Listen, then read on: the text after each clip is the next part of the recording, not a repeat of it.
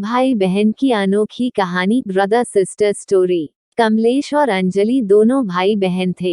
एक दूसरे से बहुत प्यार करते थे वो दोनों। उनके पास बहुत ज्यादा संपत्ति थी, किसी भी चीज की कमी नहीं। माँ पापा कमलेश और अंजलि की सारी इच्छा पूरी करते थे। कमलेश घोड़े पर बैठना सीख रहा था। उसके पास एक शानदार घोड़ा था। थोड़े दिन बाद अंजलि की शादी हो गई। जहांगीरदार के घर में उसकी शादी की। मायके वालों से भी ज्यादा अंजलि के ससुराल वाले अमीर थे। कमलेश भी अब बड़ा हो गया था। उसकी शादी बाकी थी, परंतु अचानक उनके पिता की मौत हो गई और कुछ दिनों बाद मां की भी मृत्यु हो गई। कमलेश अब अकेला रह गया था। अंजलि भी 4 दिनों के लिए मायके आई थी, पर वापस भी चली गई अपने ससुराल। अब सारा कारोबार कमलेश के कंधों पर आया था, पर उसे अनेक लोगों ने फंसाया। एक बार बड़ी डील की, पर उसमें उसे घाटा हुआ और कमलेश बर्बाद हो गया। उसकी खेती जब्त हो गई, घर की नीलामी हो गई। ऐशो आराम में रहने वाला कमलेश अब उसके बुरे दिन आ गए। जिसके पास सैकड़ों लोग खाना खाते थे, आज वो एक निवाले के लिए तरस रहा था। जो मुलायम गद्दे पर सोता था, आज उसे सड़क पर सोना पड़ रहा था। जिस कमलेश को हजारों लोग पहले हाथ जोड़ते थे, वही आज सबके सामने हाथ फैला रहा था। कमलेश ने सोचा अपनी बहन के पास जाए, लेकिन अमीर बहन के पास भिखारी जैसे कैसे जाओ। जिसके पास पहले हाथी घोड़े पर बैठकर जाता था, आज उसके पास पैदल कैसे जाऊं। जरी के पोशाक में पहले जाता था, वहां अब फटे हुए कपड़े में कैसे जाऊं। परंतु कमलेश मन में बोला, प्यार अमीरी और गरीबी नहीं देखता। मेरी बहन मुझे अपने पास क्यों नहीं आने देगी भला। 6 मुमकिन नहीं है ये कि वो मेरी हालत की वजह से मुझे धिक्कारे। वह बहन के पास गया, दरवाजे में खड़ा हुआ। ऊपर छत से बहन देख रही थी। कमलेश ने ऊपर देखा, पर बहन अंदर चली गई। कमलेश को लगा बहन नीचे मिलने के लिए आ रही होगी, पर कोई आया नहीं। दरवाजे पर खड़े नौकर ने पूछा, कौन हो तुम? यहाँ क्यों खड़े हो चोरों के जैसे?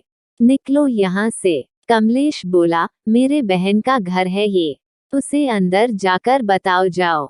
नौकर हंसकर घर में जाकर वापस आया। वह कमलेश को बोला, चलो वहाँ तबेले में, आपको खाना लाकर देता हूँ। वह खा लो और जाओ यहाँ से। कमलेश ने पूछा, बहन ने क्या कहा? नौकर बोला, मेम साहब बोली, होगा कोई भिखारी बैठा, दो तबेले में दे दो उसे बासी खाना। कमलेश तबेले में गया और उसकी आंखों से आंसू आने लगे। उसे नौकर ने सूखी रोटी दे दी। कमलेश ने वहां पर एक खड्डा खोदा और वहां पर वह रोटी दबा दी। पानी पिए बिना वो वहां से चला जाता है। उस दिन के बाद कुछ सोचकर कमलेश दूर देश चला जाता है, वहां के राजा का वह नौकर बना। एक बार उस राजा को बहुत कठिन समस्या आई। कमलेश की सलाह से राजा उस समस्या से बाहर निकाला। कमलेश से खुश होकर राजा ने उसे मुख्य प्रधान बना दिया। कमलेश के कहने मुताबिक राजा सब काम करने लगा था। नए प्रधान के रूप में कमलेश की वाह वाह होने लगी। कमलेश ने अब शादी भी कर ली, वो बड़े बंगले में रहने लगा। अब अपनी बहन को जाकर मिले ऐसा उसे लगा। तभी वह अपनी पत्नी के साथ बहन के घर निकला। साथ में हाथी भी थे, घोड़े थे। जोरों शोरों से वो वहां गया। अपने से आगे अपने जासूस बहन को इसके आने का संदेश बताने के लिए भेजे। जासूस ने जब बहन को यह सूचना दी तो बहन एकदम से उठी। वह अपने पति के साथ दरवाजे में खड़ी रही अपने भाई के स्वागत के लिए। ढोल नगाड़े बज रहे थे। बड़े ठाठ से भाई बहन के घर आया। दूसरे दिन बड़ी मेजबानी थी, गांव के बड़े बड़े लोगों को न्योता दिया गया। चंदन के टेबल थे, चांदी की थाली थी, पंच पकवान थे। सारे लोग टेबल पर बैठने वाले ही थे, उतने में भाई एकदम से उठा। सारे चकित हो गए, क्या हुआ?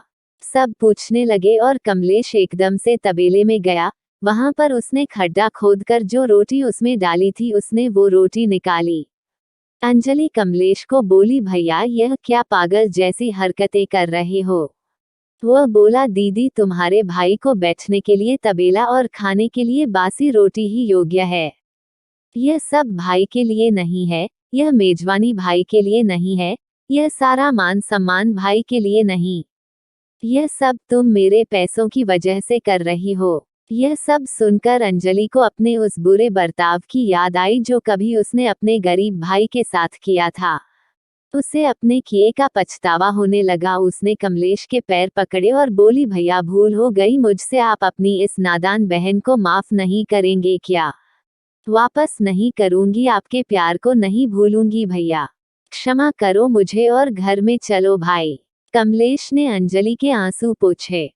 वापस कभी भी अंजलि ने किसी को भी तुच्छ नहीं समझा। बाहर की संपत्ति जो आज है कल नहीं, सच्ची संपत्ति प्यार है, वो कभी भूलना नहीं चाहिए। ऐसे वह सभी को बोलती रही। धन्यवाद।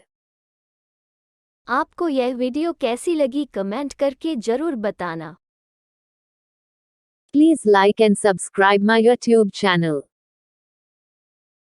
Thanks for watching.